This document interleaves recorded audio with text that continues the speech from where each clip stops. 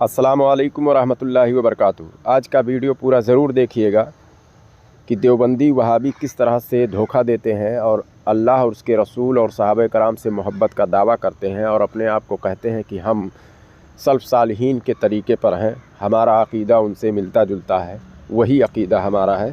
अभी आपको समझ में आ जाएगा कि मोहब्बत कौन करता है और ऐब कौन तलाश करता है। मैं वीडियो के हवाले से और किताबों के हवाले से मत बताऊँगा।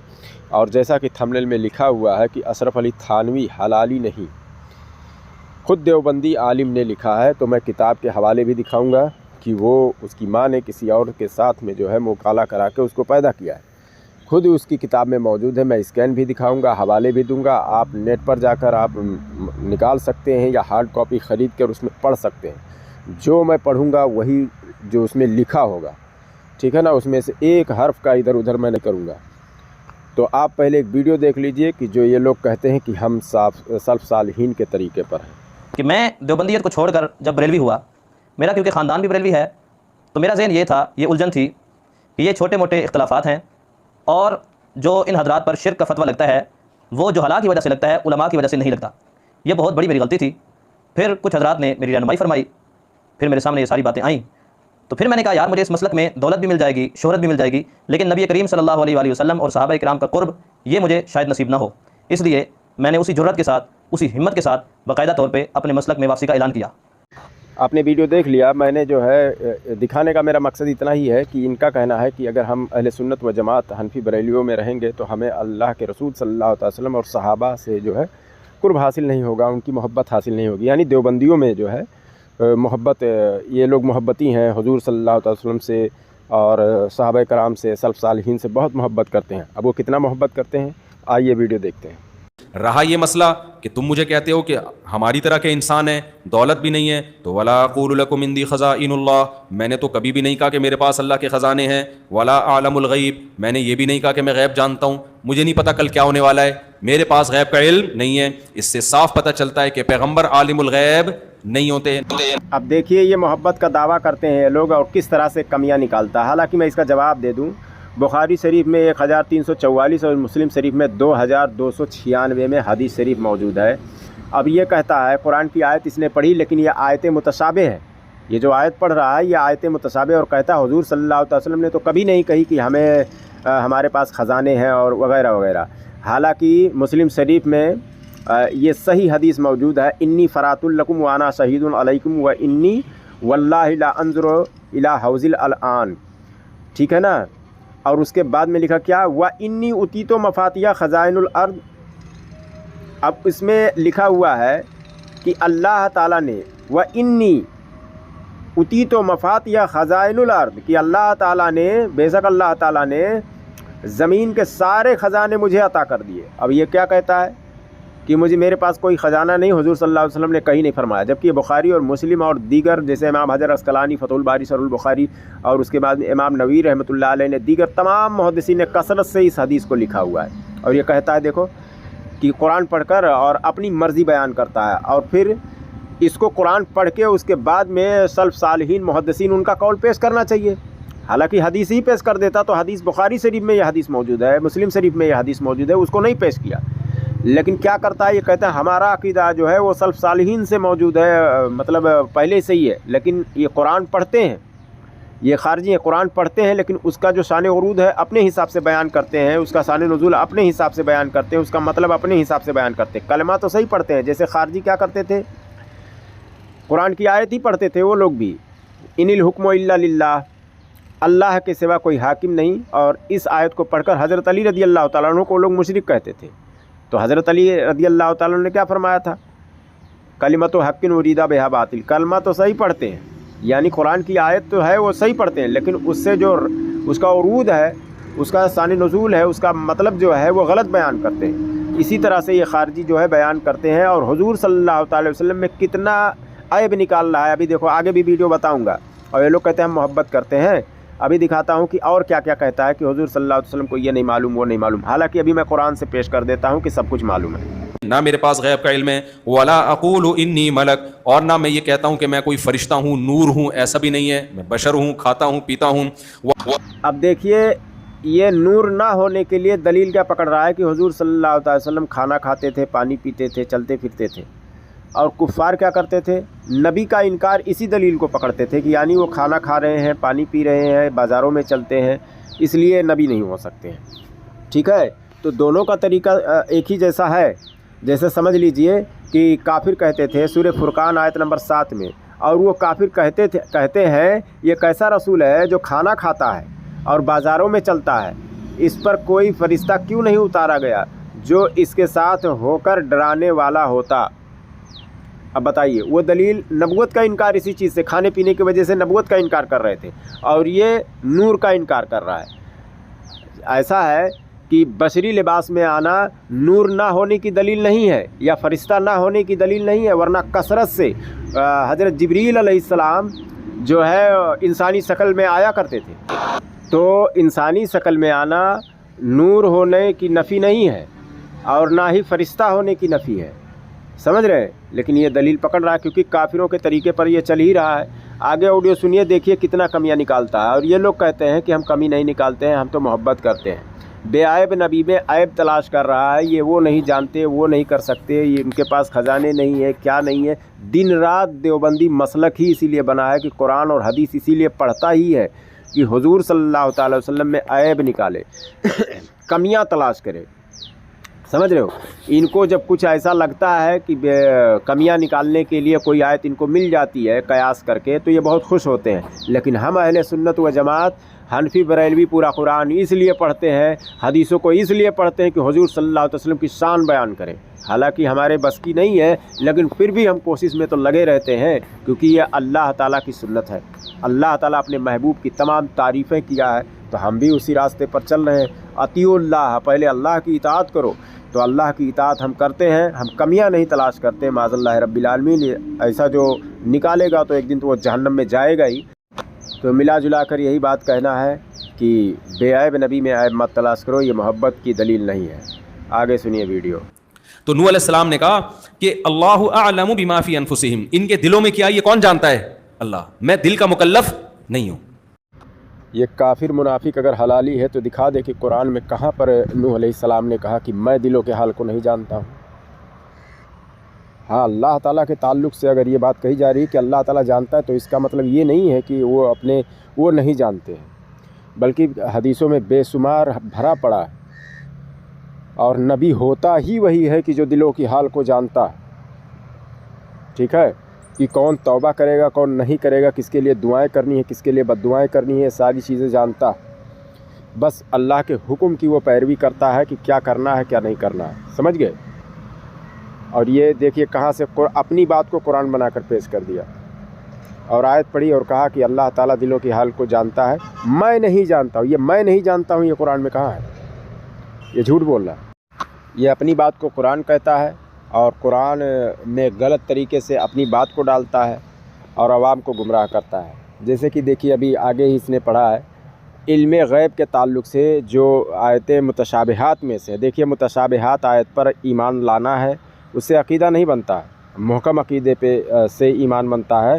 اور قرآن میں اللہ تعالیٰ نے یہی بات فرما دیا کہ جس کے دل میں کجی ہوتی ہے وہ متشابہات آیت کے پیچھے پڑتے ہیں۔ تو محکم آیت جس میں کھلے طور پر واضح ہو کہ یہ مسلمانوں سے کہا جا رہا ہے، ایمان والوں سے کہا جا رہا ہے، وہ ایمان والوں کے لیے ہوتا ہے، سمجھ رہے ہو نا؟ بعض آیتوں میں حکمت ہوتی ہیں جو متشابہات آیت ہوتی ہیں، اس میں اللہ بہتر جانتا ہے، اور متشابہات آیت کا علم جو ہے ہر کسی کو نہیں ہوتا ہے، سمجھ گئے؟ تو یہ جو ہے متشابہات آیت کے پیچھے پڑتا ہے، اور جو جس کے دل میں کجی ہوتی ہے، اللہ تعالیٰ نے پہلے ہی فرما دیا، وہی متشابہات آیت پڑھتے ہیں۔ یہ جتنا بھی پڑھ رہا ہے سب متشابہات آیت ہے، اور اس سے یہ پتہ نکال رہا ہے، مطلب نکال رہا ہے کہ حضور صلی اللہ علیہ وسلم عالم الغیب نہیں ہے، علم غیب کی نفی لا رہا ہے اور عالم الغیب کہہ رہا ہے۔ عالم الغیب کا تو عقیدہ کسی کا بھی نہیں ہے، عالم الغیب تو صرف اللہ تعالیٰ ہے، لیکن ایک ایسا تھوپ دیا کہ یعنی لوگوں کو لگے کہ یار اہل بریلیوں کا یہ عقیدہ ہے کہ اللہ کے رسول صلی اللہ علیہ وسلم عالم الغیب ہے۔ ٹھیک ہے، یہ جھوٹ بولتے ہیں، سارے کے سارے منافق یہ جھوٹ ہی بولتے ہیں، یہ دجال کے بیٹے ہیں، شیطان کے بیٹے ہیں۔ اب دیکھیے یہ حضور صلی اللہ علیہ وسلم کے بارے میں کہیں پر بولتا ہے کہ حضور صلی اللہ تعالیٰ علیہ وسلم نور نہیں ہے، حالانکہ بے شمار دلیلیں موجود ہیں، سینکڑوں دلیلیں موجود ہیں، تمام محدثین نے، مفسرین نے اس کو نقل کیا ہوا ہے کہ حضور صلی اللہ علیہ وسلم کو تو اللہ تعالیٰ نے سب سے پہلے پیدا کیا اور اپنے نور سے پیدا کیا۔ حضور صلی اللہ علیہ وسلم حقیقتاً نور ہیں، تمام کتابوں میں موجود ہے، جیسے کہ امام سخاوی رضی اللہ تعالیٰ عنہ نے المقاصد الحسنہ میں صفحہ نمبر 74 پر، ملا علی قاری نے سر و شفا میں جلد نمبر 1 صفحہ نمبر 36 پر، اور امام اجلونی نے کشف الخفا کے جلد نمبر 1 صفحہ نمبر 265 اور حدیث نمبر 2228 پر، اور امام جلال الدین سیوطی خصائص الکبریٰ میں جلد نمبر 1 صفحہ نمبر 12۔ بہت ساری روایتیں ہیں ایسی جو ضعیف ہیں حضور صلی اللہ علیہ وسلم کے نور ہونے پر، اور بہت ساری ہیں صحیح ہیں، لیکن کثرت سے محدثین نے اس روایت کو نقل کیا، اس پر جرح نہیں کیا ہے۔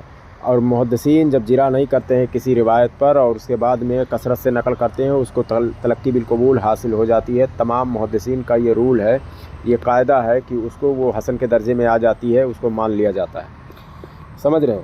اور یہاں تک کہ ملا علی قاری رحمۃ اللہ علیہ لکھتے ہیں کہ اگرچہ بعض روایتیں ضعیف بھی ہیں، اگرچہ بعض روایتیں نور ہونے پر ضعیف ہیں، لیکن سورہ مائدہ کی جو آیت نمبر 15 ہے اس میں اللہ تعالیٰ نے فرمایا ہے کہ حضور صلی اللہ علیہ وسلم نور ہیں، ٹھیک ہے، یعنی قرآن کی آیت سے ثابت ہو رہا ہے کہ حضور صلی اللہ علیہ وسلم نور ہیں، تو اس روایت کو صحیح مانا جائے گا، لیا جائے گا ان سب روایتوں کو، بھلے ہی چاہے ضعیف بھی ہوں، حالانکہ صحیح روایتیں بھی موجود ہیں۔ جب صورت نازل ہوئی آپ نے کاتب وحی کو بلایا، اور یہ کئی جگہ ہوا ہے قرآن میں اس طرح کا، کاتب وحی کو بلایا، ان سے جب یہ آیت پڑھی نا لنس فام بن ناسیہ، تو دیکھیں عین 2 زبر کی جو پروناؤنسیشن ہے وہ بھی ان ہے، اور عین نون کی بھی کیا ہے، ان ہے، تو انہوں نے اس طرح لکھنے کے بجائے اس طرح لکھ دیا، حالانکہ یہ عربی میں لکھنے کا صحیح طریقہ نہیں ہے، تو اللہ نے اس خطا کو، اس مسٹیک کو قیامت تک باقی رہنے دیا، حالانکہ عربی ضابطے کے لحاظ سے اس طرح یہ لکھنا بالکل غلط ہے، اس لیے کہ جو فعل ہوتا ہے نا اس پہ تو 2 زبر 2 زیر 2 پیش یعنی تنوین آ ہی نہیں سکتی ہے۔ اللہ نے یہ غلطی باقی اس لیے رہنے دی تاکہ پوری دنیا کو پتہ چل جائے کہ قرآن میں جس طرح نبی کی موجودگی میں لکھا گیا ہے نا، بعد میں کسی نے اس کی کریکشن کی کوشش بھی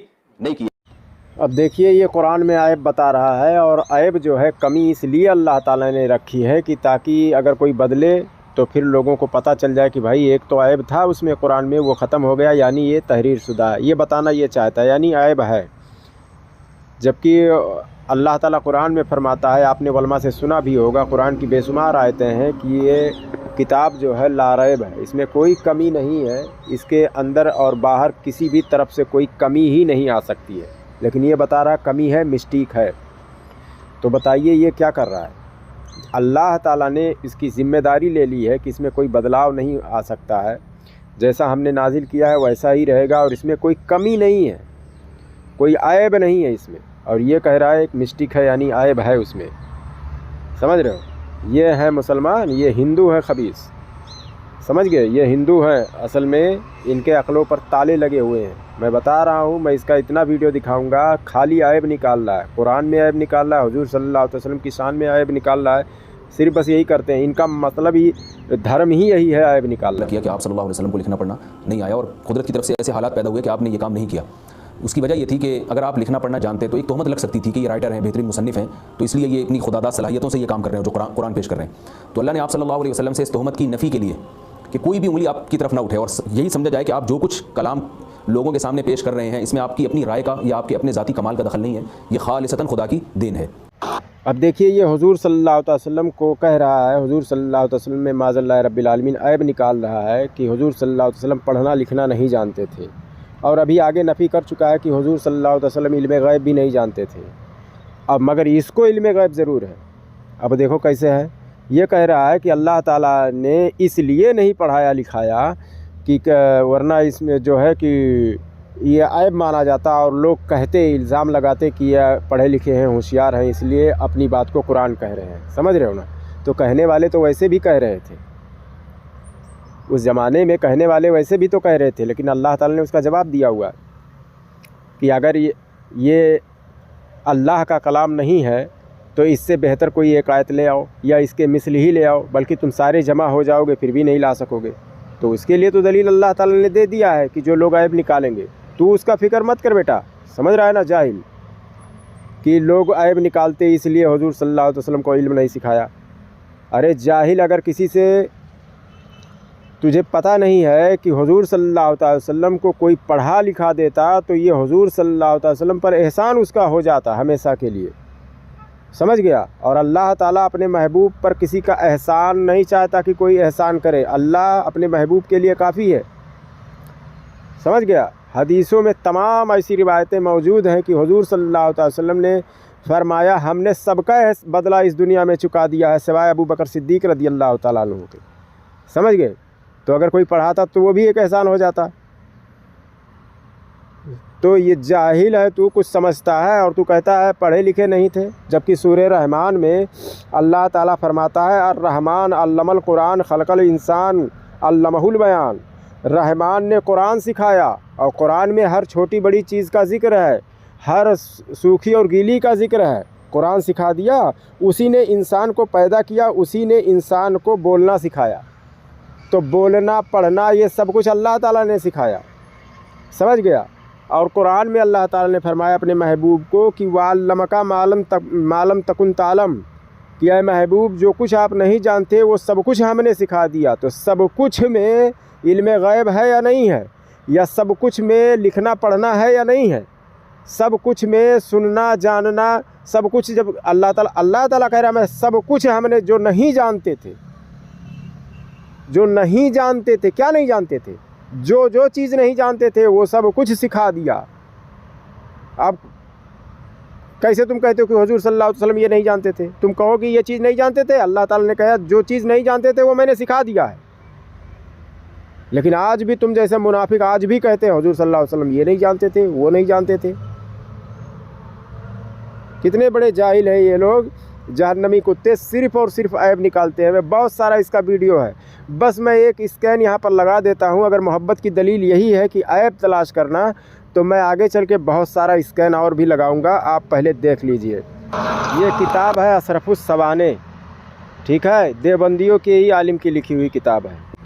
اگر آپ ہارڈ کاپی دیکھیں گے، جیسے کتاب خریدیں گے تو اس میں صفحہ نمبر 16 پر آپ کو ملے گا اور 17 پر. اور اگر آپ پی ڈی ایف میں جب دیکھیں گے تو پی ڈی ایف میں آپ کو صفحہ نمبر 45 سے 46 پر یہ عبارت مل جائے گا جو میں بتا رہا ہوں پورا، کہ اشرف علی تھانوی کے باپ کو خارش کی بیماری ہو گئی تھی، کھجلی کی، اور ان کو اس سے پہلے بچے ہوتے تھے، پیدا ہوتے تھے، مر جاتے تھے، کوئی زندہ نہیں رہتا تھا.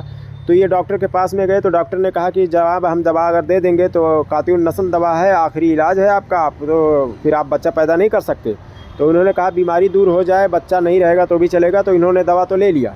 اس کے بعد میں یہ بات ان کے میکے تک پہنچا، اشرف علی تھانوی کے ماں کے میکے، مطلب وہاں تک سب بات پہنچا. تو ادھر ادھر پھر جھاڑ پھونک اور یہ سب چالو ہو گیا، ان کے پاس جانا ان کے پاس جانا، اب پتہ نہیں. اس کے بعد ایک مجذوب کے پاس میں پہنچی اور اس کے بعد میں اس نے کہا کہ اس کو 2 لڑکے ہوں گے، دونوں پٹھان ہوں گے. تو انہوں نے کہا کہ ہمارے یعنی شوہر جو ہے تو پٹھان تو ہے نہیں. تو انہوں نے مطلب وہ بتانے کی کوشش کی کہ وہ ان کا نام خود پٹھان تھا، جو مجذوب صاحب تھے وہ پٹھانوں میں سے تھے. تو انہوں نے کہا کہ اس کے 2 بیٹے ہوں گے، ایک اکبر علی اور ایک ہوگا اشرف علی، جس میں سے ایک حافظ ہوگا، یعنی اشرف علی جو حافظ ہوگا وہ میرا ہوگا. صاف طور پر لکھا ہوا ہے، آپ پڑھ لیجئے. اس میں صاف طور پر وہ مجذوب کہہ رہا ہے جو اشرف علی ہوگا نا وہ میرا ہوگا. شاباش. اگر تم لوگ محبت کرنے میں، اگر محبت کی دلیل یہی ہے کہ کمیاں نکالو، تو کبھی اپنے ویڈیو میں بتاؤ کہ اشرف علی تھانوی جو تھا وہ حرامی تھا اور اس کی ماں ادھر ادھر منہ کالا کر کے لے کر آئی تھی، کیونکہ اس کا باپ جو تھا وہ قاطع النسل دوا کھا لیا تھا. اس کی نسل و بچہ پیدا کرنا ہی ختم ہو گیا تھا اس کے اندر وہ طاقت. سمجھ گئے؟ محبت کی دلیل اگر کمیاں نکالنا ہے، اور بھی میں بہت سارا دینے والا ہوں آگے، ایک کم سے کم بولنا چالو کرو. اور تم لوگ بے عیب نبی میں عیب تلاش کرتے ہو، جبکہ تمہاری جو کمیاں ہیں وہ چھپی ہوئی ہیں بالکل، اس میں کوئی غلط بھی نہیں میں پڑھ رہا ہوں. ابھی آپ پڑھیں، آپ کو سمجھ میں آ جائے گا. جائے نیٹ پر اشرف السوانح سرچ کرے اور صفحہ نمبر 45 اور 46، جس کو شوق ہو جا کر پڑھ لے. جو میں نے اگر غلط بتایا ہو تو جو چور کی سزا ہو ہماری سزا، سب اس میں لکھا ہوا ہے. وہ مجذوب کہہ رہا ہو اس میں سے 2 بچے جو ہوں گے ایک میرا ہوگا. سمجھ گئے؟ صاف صاف پر. اور حضور صلی اللہ علیہ وسلم کی حدیث شریف ہے کہ میرا جو بے ادب یعنی گستاخ ہے وہ مطلب 3 چیزوں سے خالی نہیں ہے، یا تو وہ حیضی بچہ ہے، یا تو حرامی ہے، اور ایک بھلے میرے ذہن سے نکل رہا ہے، یہ 2 چیزیں تو پکا ہے. تو اشرف علی تھانوی جو گستاخی کیا حضور صلی اللہ علیہ وسلم کی شان میں، وہ حدیث آپ پڑھ لیں، سمجھ میں آ جائے گا کہ 3 چیزوں سے خالی نہیں ہے، کہ یا تو وہ حرامی بچہ ہے، یا تو وہ حیضی بچہ ہے، ये एक और भी है, वो मेरे जहन से निकल रहा है, किसी से पता कर लीजिएगा आलिम से, वरना मैं पता करके अगले ऑडियो में बता दूंगा ज़रूर, ठीक है। तो अशरफ अली थानवी जो गुस्ताखी किया ना, और उसके किताब में ही लिखा हुआ कि हरामी है। हुज़ूर सल्लल्लाहु अलैहि वसल्लम का जो इल्म गैब है और जो कौल है बिल्कुल सही है, समझ गए। वीडियो अगर आपको अच्छी लगी तो माशाअल्लाह सुभान अल्लाह ज़रूर लिखें। अस्सलामु अलैकुम व रहमतुल्लाहि व बरकातुहू।